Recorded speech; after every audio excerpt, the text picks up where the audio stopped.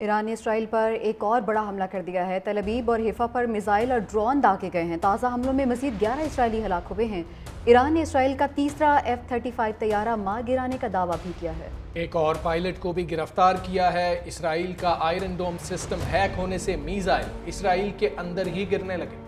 ایران نے اسرائیل کا تیسرا F-35 طیارہ مار گرانے کا دعویٰ بھی کیا ہے۔ ایک اور پائلٹ کو بھی گرفتار کیا ہے۔ اسرائیل کا آئرن ڈوم سسٹم ہیک ہونے سے میزائل اسرائیل کے اندر ہی گرنے لگے۔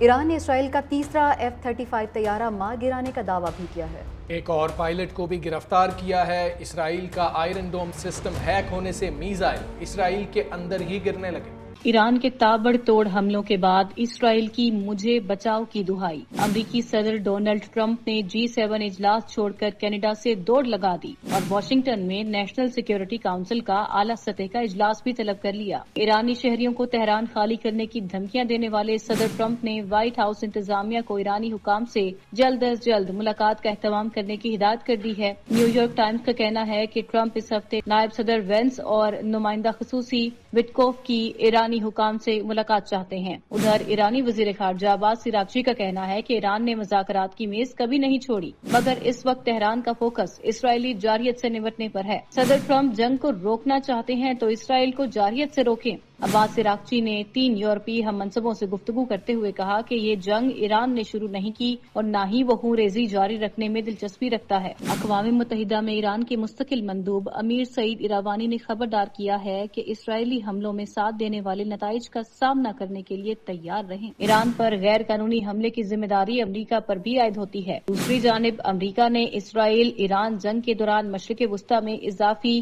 دستے اور ہتھیار تیار رکھنے کا حکم دے دیا ہے۔ امریکہ نے ملٹری ریفیولنگ جہازوں کی بڑی تعداد مشرق وسطی بھیج دی۔ علاقے میں دیکھے گئے امریکی طیارہ بردار بحری جہاز پر 60 جنگی جہاز اور 5000 اہلکار رکھنے کی گنجائش ہے۔ دوسری طرف G7 ممالک اسرائیل کو ایک بار پھر مظلوم بنا کر پیش کرنے کی کوششوں میں مصروف ہیں اور اسرائیل کی بجائے ایران کو عدم استحکام کا ذمہ دار قرار دے رہے ہیں۔ صرف ایک اچھی بات مشترکہ اعلامیے میں یہ کی گئی ہے کہ کشیدگی کم کرنے کے لیے فوری اقدامات کرنا ہوں گے۔ ایران کے تابڑ توڑ حملوں کے بعد اسرائیل کی مجھے بچاؤ کی دہائی۔ امریکی صدر ڈونلڈ ٹرمپ نے G7 اجلاس چھوڑ کر کینیڈا سے دوڑ لگا دی اور واشنگٹن میں نیشنل سیکیورٹی کونسل کا اعلیٰ سطح کا اجلاس بھی طلب کر لیا۔ ایرانی شہریوں کو تہران خالی کرنے کی دھمکیاں دینے والے صدر ٹرمپ نے وائٹ ہاؤس انتظامیہ کو ایرانی حکام سے جلد از جلد ملاقات کا اہتمام کرنے کی ہدایت کر دی ہے۔ نیو یارک ٹائمز کا کہنا ہے کہ ٹرمپ اس ہفتے نائب صدر وینس اور نمائندہ خصوصی وٹکوف کی ایرانی حکام سے ملاقات چاہتے ہیں۔ ادھر ایرانی وزیر خارجہ عباس عراقچی کا کہنا ہے کہ ایران نے مذاکرات کی میز کبھی نہیں چھوڑی،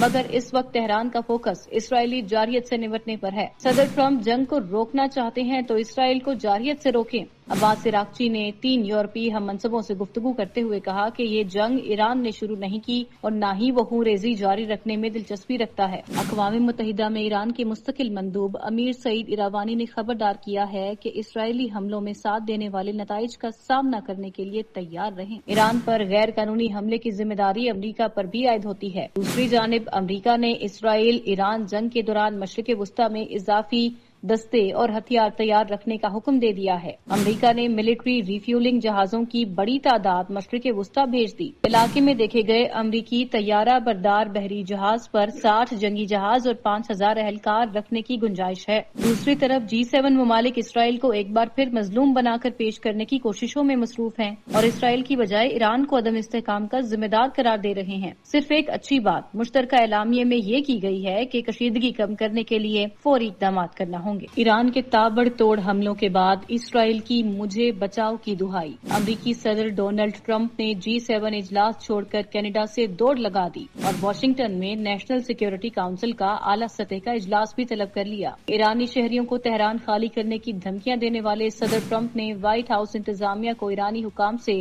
جلد از جلد ملاقات کا اہتمام کرنے کی ہدایت کر دی ہے۔ نیو یارک ٹائمز کا کہنا ہے کہ ٹرمپ اس ہفتے نائب صدر وینس اور نمائندہ خصوصی وٹکوف کی ایرانی حکام سے ملاقات چاہتے ہیں۔ ادھر ایرانی وزیر خارجہ عباس عراقچی کا کہنا ہے کہ ایران نے مذاکرات کی میز کبھی نہیں چھوڑی، مگر اس وقت تہران کا فوکس اسرائیلی جارحیت سے نمٹنے پر ہے۔ صدر ٹرمپ جنگ کو روکنا چاہتے ہیں تو اسرائیل کو جارحیت سے روکیں۔ अब्बास इराक़ची ने 3 यूरोपीय हम मनसबों से गुफ्तगू करते हुए कहा कि ये जंग ईरान ने शुरू नहीं की और न ही वो खूंरेज़ी जारी रखने में दिलचस्पी रखता है। अक़वाम मुत्तहिदा में ईरान के मुस्तकिल मंदूब अमीर सईद इरावानी ने खबरदार किया है कि इसराइली हमलों में साथ देने वाले नताइज का सामना करने के लिए तैयार रहें। ईरान पर गैर कानूनी हमले की जिम्मेदारी अमरीका पर भी आयद होती है। दूसरी जानिब अमरीका ने इसराइल ईरान जंग के दौरान मशरिक़ वुस्ता में इजाफी दस्ते और हथियार तैयार रखने का हुक्म दे दिया है। अमेरिका ने मिलिट्री रिफ्यूलिंग जहाजों की बड़ी तादाद मशरिक़ वुस्ता भेज दी। इलाके में देखे गए अमरीकी तैयारा बरदार बहरी जहाज पर 60 जंगी जहाज और 5000 एहलकार रखने की गुंजाइश है। दूसरी तरफ G7 ममालिक इसराइल को एक बार फिर मजलूम बनाकर पेश करने की कोशिशों में मसरूफ हैं और इसराइल की बजाय ईरान को अदम इस्तेहकाम का जिम्मेदार करार दे रहे हैं। सिर्फ एक अच्छी बात मुश्तरका एलामिये में ये की गई है कि कशीदगी कम करने के लिए फौरी इक़दाम करना होंगे। ईरानी मीडिया के मुताबिक ईरान ने इसराइल का आयरन डोम सिस्टम भी हैक कर लिया, जिससे इसराइल के कई मिसाइल अपने ही इलाकों में गिर गए। ईरान ने इसराइली टीवी चैनल और इसराइली शहरियों के मोबाइल फोन्स को भी हैक कर लिया। खतरे के पेश नजर तमाम इसराइली रिफाइनरीज बंद कर दी गयी। ईरान ने इसराइल को खबरदार किया है कि तेहरान पूरी ताकत के साथ तवील जंग लड़ने के लिए तैयार है। शीर ब्रिगेडियर जनरल अहमद वाहिदी ने कहा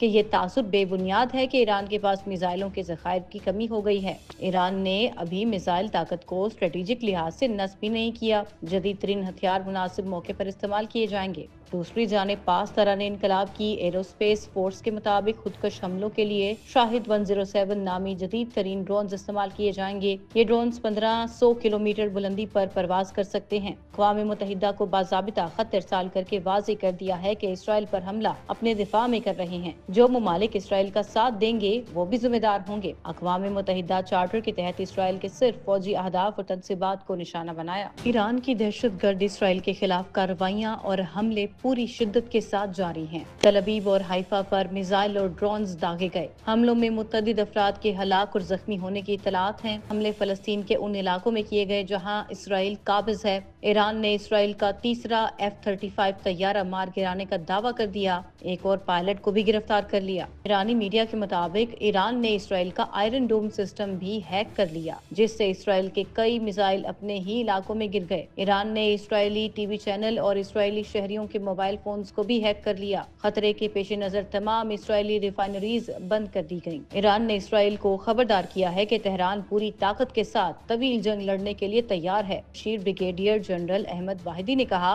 कि ये तासुब बेबुनियाद है कि ईरान के पास मिसाइलों के ज़खायर की कमी हो गई है। ईरान ने अभी मिसाइल ताकत को स्ट्रेटेजिक लिहाज से नस्ब भी नहीं किया। जदीद तरीन हथियार मुनासिब मौके पर इस्तेमाल किए जाएंगे। दूसरी जानिब पास तराने इनकलाब की एरोस्पेस फोर्स के मुताबिक खुदकश हमलों के लिए शाहिद 107 नामी जदीद तरीन ड्रोन इस्तेमाल किए जाएंगे। ये ड्रोन 1500 किलोमीटर बुलंदी पर परवाज कर सकते हैं। अक़वाम मुत्तहिदा को बाज़ाबिता खत इरसाल करके वाज़ेह कर दिया है कि इसराइल पर हमला अपने दिफा में कर रहे हैं। जो ममालिक इसराइल का साथ देंगे वो भी जिम्मेदार होंगे। अक़वाम मुत्तहिदा चार्टर के तहत इसराइल के सिर्फ फौजी अहदाफ और तनसीबात को निशाना बनाया। अक़वाम मुत्तहिदा को बाज़ाबिता खत इरसाल करके वाज़ेह कर दिया है कि इसराइल पर हमला अपने दिफा में कर रहे हैं। जो ममालिक इसराइल का साथ देंगे वो भी जिम्मेदार होंगे। अक़वाम मुत्तहिदा चार्टर के तहत इसराइल के सिर्फ फौजी अहदाफ और तनसीबात को निशाना बनाया। अक़वाम मुत्तहिदा को बाज़ाबिता खत इरसाल करके वाज़ेह कर दिया है कि इसराइल पर हमला अपने दिफा में कर रहे हैं। जो ममालिक इसराइल का साथ देंगे वो भी जिम्मेदार होंगे। अक़वाम मुत्तहिदा चार्टर के तहत इसराइल के सिर्फ फौजी अहदाफ और तनसीबात को निशाना बनाया। अक़वाम मुत्तहिदा को बाज़ाबिता खत इरसाल करके वाज़ेह कर दिया है कि इसराइल पर हमला अपने दिफा में कर रहे हैं। जो ममालिक इसराइल का साथ देंगे वो भी जिम्मेदार होंगे। अक़वाम मुत्तहिदा चार्टर के तहत इसराइल के सिर्फ फौजी अहदाफ और तनसीबात को निशाना बनाया।